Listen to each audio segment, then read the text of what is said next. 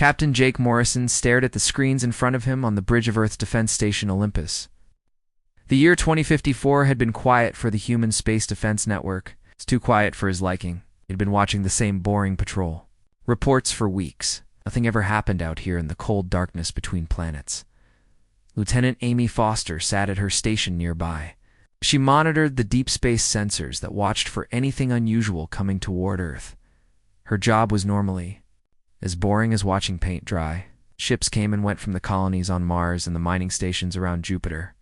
Everything followed the same patterns day after day. That morning started like any other.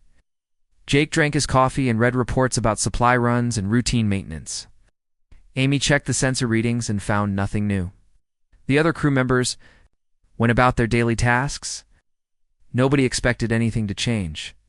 Then Amy's voice cut through the quiet bridge like a knife. "Captain, we have massive energy signatures approaching from the outer system. Configuration unknown, but the size readings are off the charts." Jake dropped his coffee cup and rushed to Amy's station. The sensor display showed something impossible. Huge objects were moving toward the inner solar system from beyond Neptune. The energy readings were unlike anything in human databases. These were not human ships. "How many contacts?" Jake asked, while his heart started beating faster. 12. "Large vessels, sir. Maybe more. The signatures are so strong they're interfering with our sensors." "I've never seen anything like this before." Jake activated the emergency alert system. Red lights flashed throughout the station. Every person on board knew what those lights meant. Something big was happening. Something that could threaten Earth itself. Within hours, the mysterious fleet became visible to optical telescopes. The ships were beautiful and terrifying at the same time. They looked like they were made of crystal and metal mixed together. Strange lights pulsed through their holes like blood through veins. Their design was completely alien. No human mind had ever imagined ships like these. The lead ship was the largest. It was bigger than any human city. Strange patterns covered its surface that seemed to move and change as people watched. The other ships arranged themselves in a perfect formation around it. They moved with a grace that human ships could never match. Admiral Lisa Kane commanded Earth's unified space fleet from her headquarters on Luna Base. She had spent 30 years preparing humanity for the day when aliens might visit, but she had never imagined it would happen like this. These aliens acted like they owned something in human space. The alien fleet transmitted a message on all frequencies. The voice that spoke was clearly not human. It had musical tones that made every listener feel strange. The words were imperfect English, but the accent was impossible to place. "Greetings, young species. We are the Valthani. We have returned to reclaim what was lost in the time before your civilization existed. We will not interfere, and no harm will come to your kind." Dr. Marcus Webb was eating lunch in his office at the Global Research Institute when the emergency call came. He was Earth's leading expert on ancient mysteries. His whole life had been spent studying strange structures that didn't fit with known history. Now those studies might be the key to understanding these aliens. The Crisis Council met in an underground small bunker beneath New York. World leaders gathered by video link from every continent. Admiral Kane presented what little they knew about the alien visitors. The Valthani had superior technology and unknown intentions. They spoke about reclaiming something that had been lost for 30,000 years. Dr. Webb shared his research with the Council. For decades, he had investigated mysterious metal objects buried around the world. Strange energy readings came from sites in the Sahara Desert and deep under Antarctica's ice. Satellite surveys had found similar anomalies on every continent. Human science had always dismissed these as natural formations. Now, everything was different. The aliens were scanning specific locations on Earth. Every place they examined matched Dr. Webb's list of unexplained sites. The connection was impossible to ignore. Earth had been visited before. Long before humans had cities or writing or any kind of advanced civilization, the Valthani fleet moved closer to Earth. Their ships cast shadows over major cities as they took positions in high orbit. People around the world looked up at the sky and saw proof that humanity was not alone in the universe. Some were excited. Others were terrified. Everyone wanted to know what the aliens really wanted. Captain Morrison received orders to monitor the alien fleet with his station's most powerful sensors. The Valthani ships were unlike anything in human databases. Their hulls seemed to exist in multiple dimensions at once. Energy flowed through them in patterns that hurt the brain to look at. Whatever technology they used was far beyond human. Understanding, the aliens began detailed scans of 12 specific locations around Earth. Each scan lasted exactly 1 hour. The patterns were too precise to be random. They knew exactly what they were looking for. They had maps of Earth that were older than human civilization. Dr. Webb worked frantically too. Understand the connection between the scan sites and his research. The buried anomalies were all made of the same unknown metal. They all gave off similar energy readings. They were all exactly the same age according to dating tests. 30,000 years old, the same age the aliens claimed for their lost property. As night fell over Earth, the alien ships began to glow brighter. Their lights could be seen from the ground even in daylight. The message was clear. The Valthani were not going away. They had come to collect something that belonged to them. Something that had been hidden on Earth since before the dawn of human history. The first day of contact ended with more questions than answers. But one thing was certain. Earth's quiet days were over forever. The aliens had returned after 30 millennia of waiting. Now, humanity would learn what their planet had been hiding all along. The Valthani fleet had been in Earth orbit for 3 days. Their massive ships blocked out parts of the sky and cast strange shadows on the ground below. Wow. People around the world stared up at them with mixed feelings of wonder and fear. The aliens had not attacked, but they had not explained themselves either. Dr. Grace Miller led the emergency archaeological team that world governments had put together overnight. She was used to digging up old pottery and ancient bones. Now she faced the biggest discovery in human history. The aliens wanted access to 12 specific places on Earth, and Grace had to find out why. Her first expedition went to the Sahara Desert, where satellites had detected metal buried under sand dunes. The dig site was in the middle of nowhere. Of empty desert stretched in every direction. The only sounds were wind and the noise of digging equipment. Commander Roy Parker led the military escort for the dig team. He was a practical man who believed in what he could see and touch. Ancient alien artifacts sounded like science fiction to him, but the Valthani ships hanging over Earth were real enough. He kept his soldiers ready for anything. The first piece of metal appeared after 6 hours of digging. It was unlike anything the archaeological team had ever seen. The surface was perfectly smooth and reflected light in impossible ways. It seemed to exist in multiple dimensions at the same time. Looking at it for too long made people feel dizzy. Dr. Helen Banks was the quantum physicist working with Grace's Tim. She had studied strange matter and exotic energy all her career. But this metal broke every rule of physics she knew. Her instruments could not get consistent readings from it. The metal seemed to change its properties based on who was looking at it. Similar discoveries were happening at dig sites around the world. Teams in Siberia found identical metal pieces under layers of frozen earth. Divers in the Pacific Ocean located more fragments on the sea floor.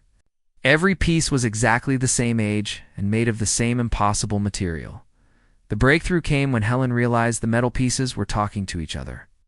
Despite being separated by thousands of miles, they were connected through quantum entanglement. When one piece was moved, the others responded instantly. It was like they were all parts of a single giant machine. Grace studied the shape and size of each fragment. They fit together like pieces of a jigsaw puzzle. But the completed picture was enormous. The alien object had been bigger than any human city. It was not just a ship. It was something much more important.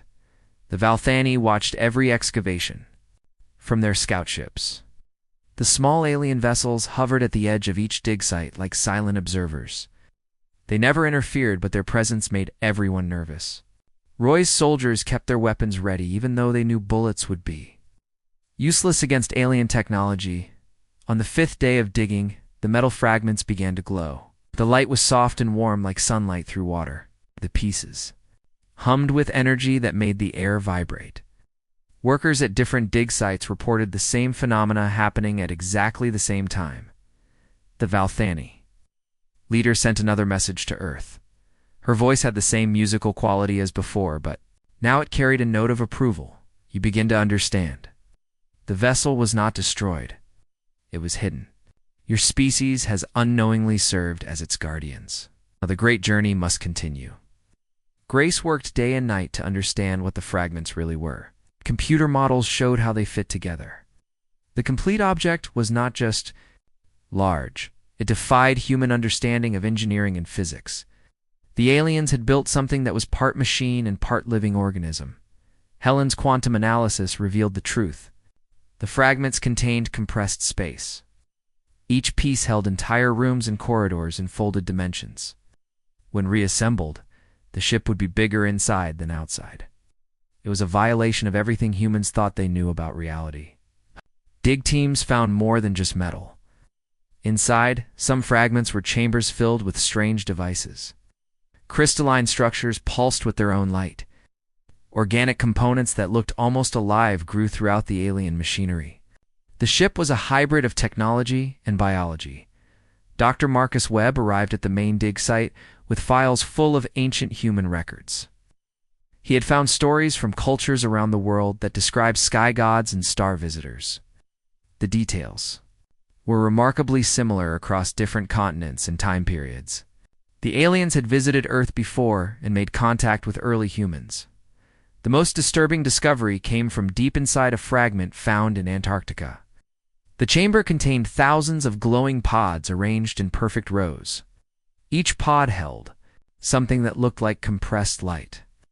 Helen's instruments detected complex information patterns inside each one. They were not objects.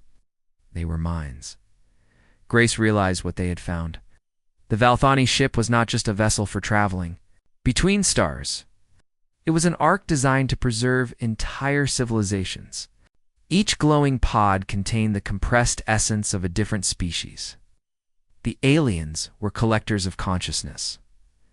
Roy studied the military implications of the discovery.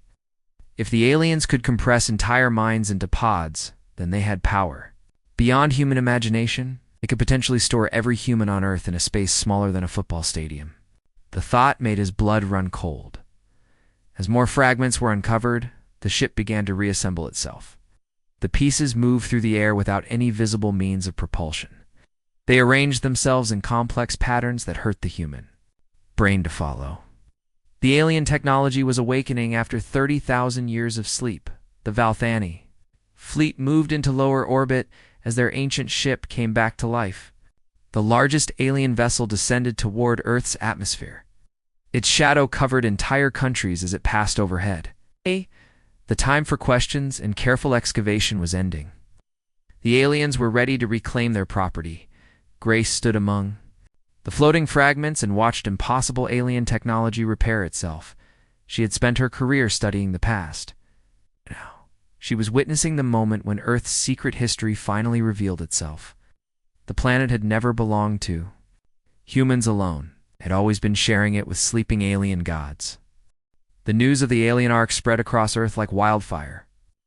Every television channel and internet site showed footage of the impossible ship rebuilding itself from pieces buried for 30,000 years. Religious leaders struggled to explain how this fit with their beliefs about creation and humanity's place in the universe. President Carol Hayes called an emergency meeting of the United Nations in New York. Representatives from every country gathered in the great hall that had seen so many historic moments, but nothing in human history compared to this. They were deciding how to respond to beings who had been traveling between stars since before humans invented agriculture. Some world leaders wanted to fight. General Frank Ross commanded Earth's combined military forces, and he believed in meeting threats with strength. He had studied the alien ships and found possible weak points. Human nuclear weapons might be able to damage their crystalline hulls, but the cost of war would be enormous. Others argued for cooperation. Aliens had shown no signs of wanting to harm humanity. They simply wanted their property back. Dr. Grace Miller spoke to the assembly about the wonders hidden in the ship. Fragments. Working with the Valthani could teach humans secrets that would advance civilization by thousands of years. Dr. Marcus Webb presented his research to the world leaders. He had found the same stories in cultures across the globe, like original.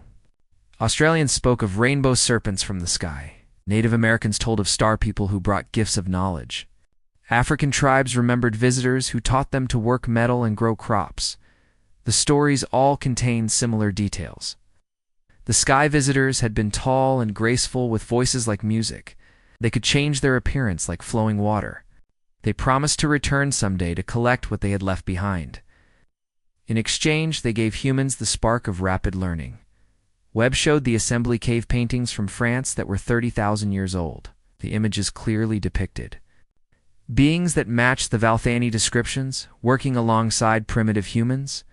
The aliens had not just crashed on Earth. They had made contact with human ancestors and formed some kind of agreement. The Valthani leader agreed to meet with human representatives face to face.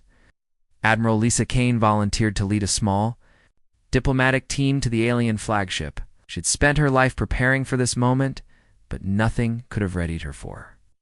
What she found aboard the alien vessel? The ship's interior was alive. The walls pulsed with soft light that responded to the presence of visitors. The floors felt warm and slightly soft like living tissue. Air moved through corridors in patterns that seemed to breathe. The Valthani had created technology that was indistinguishable from biology. Keeper Zerothal met the human delegation in a chamber. It changed its appearance to make them comfortable. The alien leader could shift between solid matter and pure energy at will. When speaking, she appeared mostly human, but with skin that glowed softly and eyes that held depths like looking into space itself. Your ancestors made a covenant with our Zarathal explained in her musical voice. In exchange for keeping our ship safe, humanity was given the spark of rapid evolution. Your technological advancement over the past few centuries is not coincidence. It is the fulfillment of an ancient promise. Admiral Kane felt the world shift around her as she understood the implications. Human progress had been guided by alien influence. Every major breakthrough, from the discovery of fire to the invention of computers, had been nudged along by genetic programming left in human DNA 30,000 years ago. The truth was staggering. Humans had not climbed from primitive tribes to space travel through their own efforts alone. The Valthani had planted seeds of advanced thinking in human minds. Those seeds had grown slowly over hundreds of generations until humans were ready to take their place among the stars. Dr. Helen Banks asked the question that everyone was thinking. Why us? Why did you choose humanity to guard your ship? Zarathel's form shimmered as she considered her answer. Your species showed qualities we had rarely encountered: curiosity that could not be satisfied, creativity that found beauty in chaos, hope that survived in the face of despair. You were young, but you had potential we wanted to preserve. The alien leader explained the Valthani's great mission. They were travelers from a dying galaxy consumed by an expanding void that erased matter and energy from existence. They moved ahead of this cosmic catastrophe, gathering the essence of intelligent species before the darkness could claim them. Their ship was a mobile library of consciousness, but the Covenant came with obligations. Now that humanity had reached sufficient technological development, they were expected to help with the great journey. The Valthani needed partners who could think in new ways. Human creativity could improve their preservation methods and help save civilizations adapt to new homes.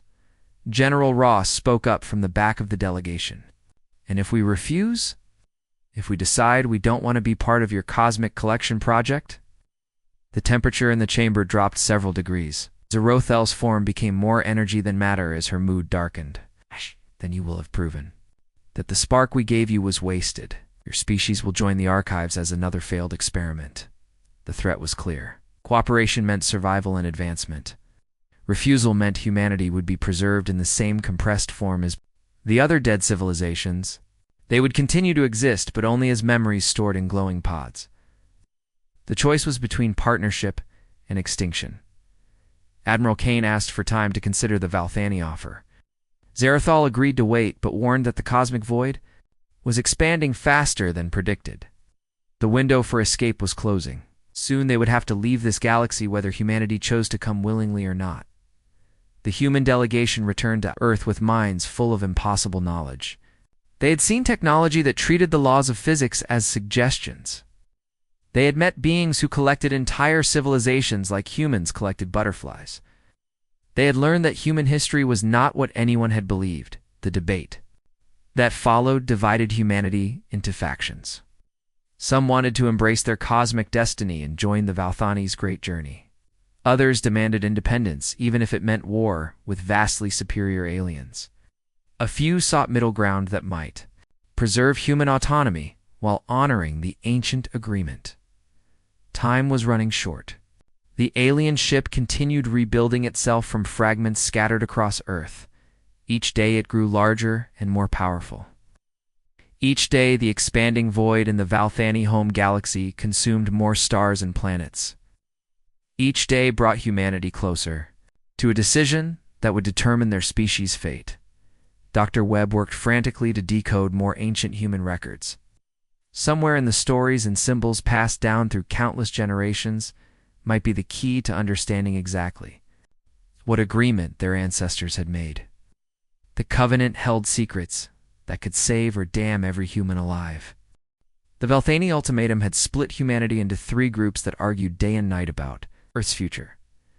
Dr. Grace Miller led those who wanted to cooperate with the aliens. She believed joining their mission would give humans knowledge and technology beyond imagination. Working with beings who had traveled between galaxies could make humanity immortal. General Frank Ross commanded those who refused to submit to alien control. He gathered military forces from every nation and prepared for war against the Valthani fleet. Human weapons were primitive compared to alien technology, but Ross believed courage and determination could overcome any advantage. Freedom was worth fighting for, even against impossible odds. Admiral Lisa Kane tried to find a middle path between cooperation and resistance. She worked with diplomats and scientists to negotiate terms that would preserve human independence, while honoring the ancient covenant. But time was running out and the aliens were growing impatient with human delays. The alien ship continued rebuilding itself. As fragments from around the world flew through the air to join the growing structure, it was now larger than any human city and still expanding. The technology defied every law of physics that humans understood. Matter flowed like liquid and reformed into impossible shapes that hurt the mind to observe, Captain Jake Morrison discovered something disturbing while monitoring alien communications from his space station. The Valthani were not just collecting dying civilizations. They were fleeing from something that terrified even them. Their home galaxy was being consumed by an expanding region of absolute nothingness that erased everything it touched. The cosmic void was not natural. Something had created it and was using it to devour entire galactic clusters. The Valthani had been running from this force for millions of years, gathering refugees from doomed worlds. Earth was just another stop on their desperate flight from ultimate destruction. Dr. Helen Banks made a breakthrough while studying captured fragments of alien technology. The Valthani quantum systems could be understood and copied using advanced human mathematics, if her team could reverse engineer their methods. Humanity might not need to choose between submission and extinction. They could become equals instead of servants. Helen worked in secret with a small group of scientists who shared her vision. They studied every piece of alien technology they could access. The Valthani used quantum entanglement in ways that seemed like magic but followed logical principles. Given enough time, humans could learn to match their abilities. The breakthrough came during a covert meeting with a faction of Valthani, who had grown fond of Earth during their long wait. Not all the aliens supported Keeper Zerothal's harsh methods. Some, led by a being called Navigator Thaindok, believed humanity deserved a chance to choose their own destiny. Thaindok met secretly with Helen's research team in an abandoned laboratory. Beneath the Sahara dig site, the alien appeared more human than Zerathal, with solid flesh instead of shifting energy. But the same musical voice and deep eyes showed the same ancient intelligence that had traveled between stars for eons. "Your species possesses something we have lost," Thaindok explained, while Helen's instruments recorded every word. "You create beauty from chaos and find hope in despair."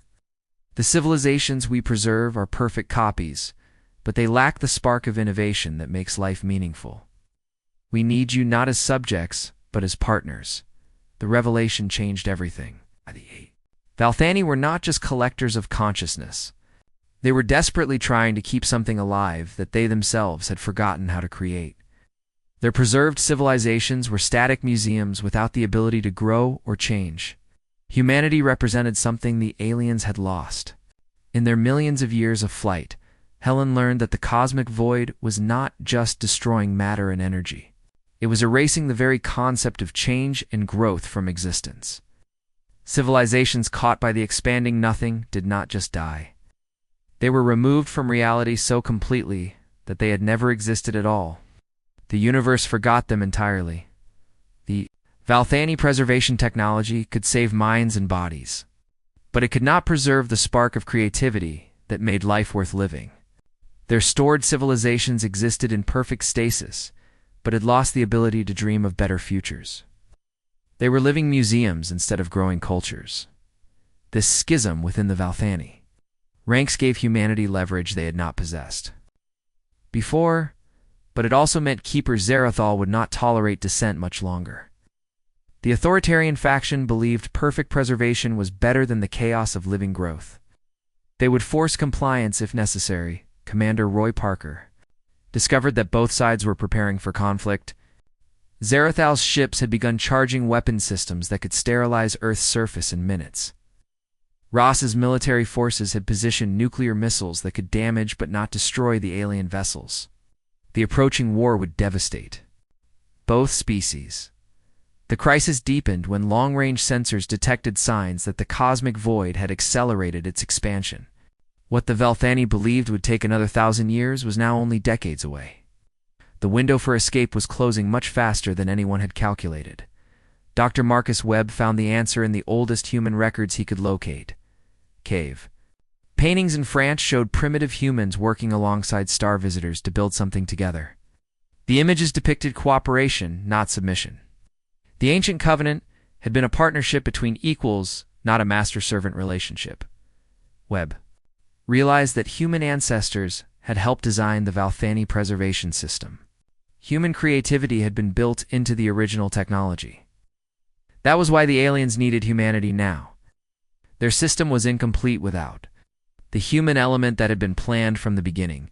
The reassembled alien ship began broadcasting a signal into deep space. The transmission would attract other Valthani survivors scattered across the galaxy, but it would also alert whatever force controlled the cosmic void to Earth's location. The planet was now a target for the ultimate destroyer of worlds, as both species prepared for confrontation that would determine their mutual fate. Captain Morrison realized the truth. The choice was not between human independence and alien domination. It was between working together to preserve something precious or watching it be destroyed by forces neither species could face alone. The future hung in balance.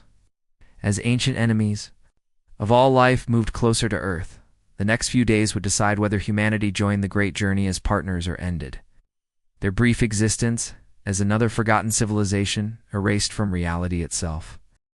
The crisis reached its peak when deep space sensors detected the cosmic void approaching the edge of human space much faster than anyone had predicted.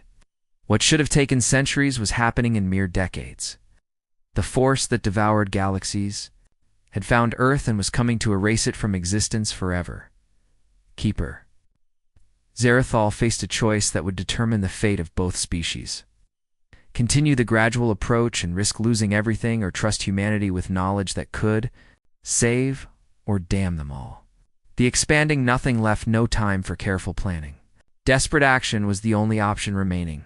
Captain Jake Morrison proposed a solution during the final emergency meeting between human and alien leaders. Instead of simply preserving dead civilizations, why not create networks of living worlds?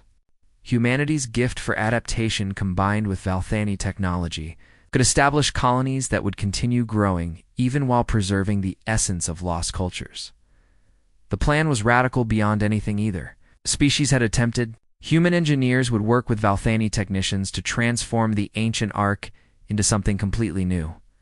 a seed ship capable of creating worlds instead of just storing memories. Earth would become the template for a new kind of galactic preservation. Dr. Marcus Webb discovered that ancient human cave paintings contained detailed instructions for exactly this scenario. The images had been hidden in symbols and stories passed down for 30,000 years. Human ancestors had not just made a covenant with the aliens, they had been preparing for this moment across countless generations. The symbols showed humans and Valthani working together to build something that was part ship and part garden, a vessel that could carry entire ecosystems between stars and plant them on new worlds. The ancient agreement had always been about partnership, not submission. Fear and misunderstanding had corrupted the original plan. Dr. Helen Banks led the Crash program to merge human creativity with alien technology. Her team worked around the clock to understand quantum systems that bent the laws of physics. The Valthani shared knowledge they had hoarded for millions of years. Desperate times demanded desperate trust. The hybrid technology that emerged was, unlike anything either species had created alone.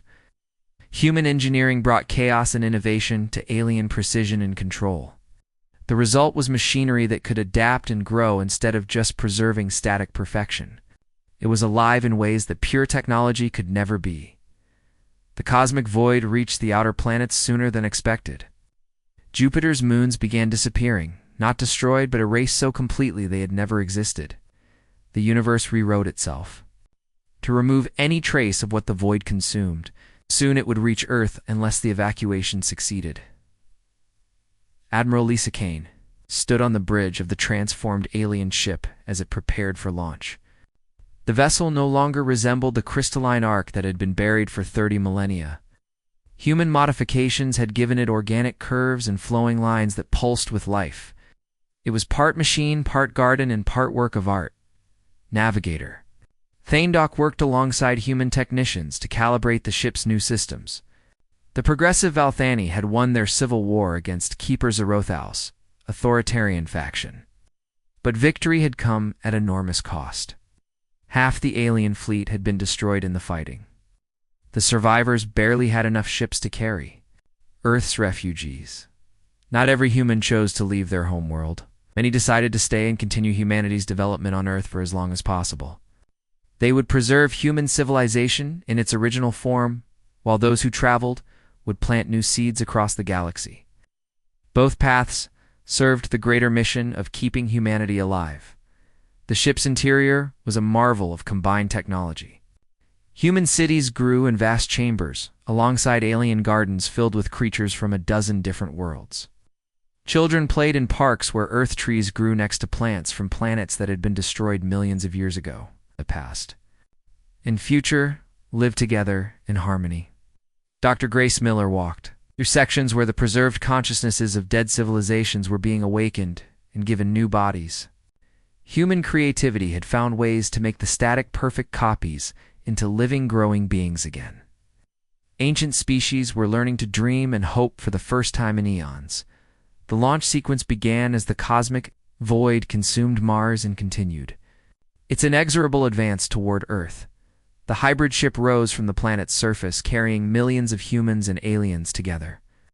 Behind them, Earth stood empty but intact, ready to welcome back any refugees who survived the great journey.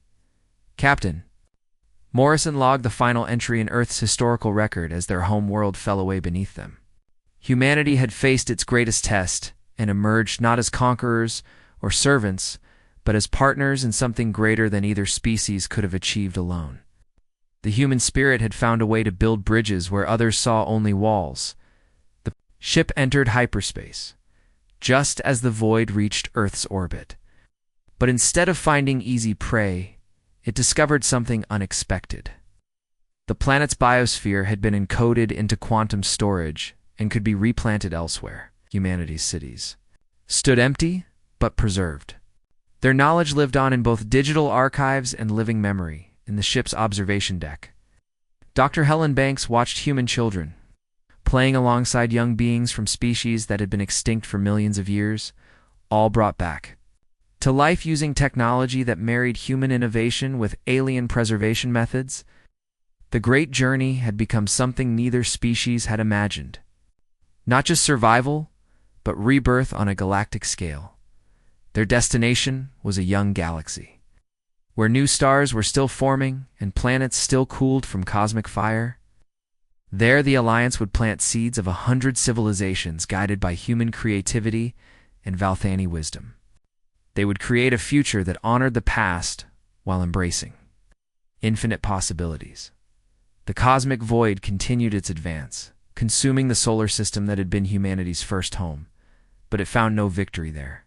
Life had escaped its grasp and carried hope to distant stars. The force that erased entire galaxies had met something it could not destroy: the combined will of species that refused to surrender to oblivion. Admiral Kane stood beside Navigator Thandok as they watched their new galaxy grow larger ahead of them.